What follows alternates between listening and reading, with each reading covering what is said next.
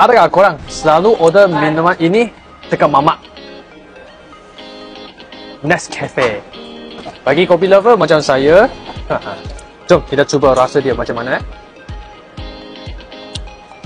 Oh, kopi rasa dia manis. Tapi korang tahu tak, seberapa banyak gula terkandung dalam minuman ini?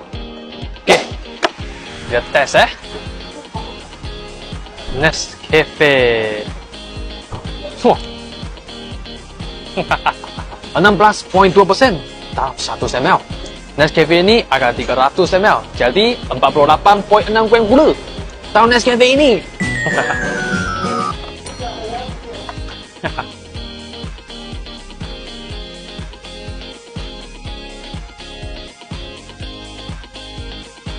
$15 teaspoon gula dalam Nescafe ini.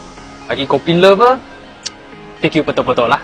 Tapi bagi saya, okey lah. Saya akan minum half. Rasa dia manis. Mungkin ada letak gula lah.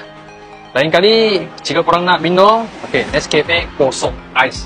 Nak tengok saya test minuman apa lagi dekat mamak, cuba komen bagi tahu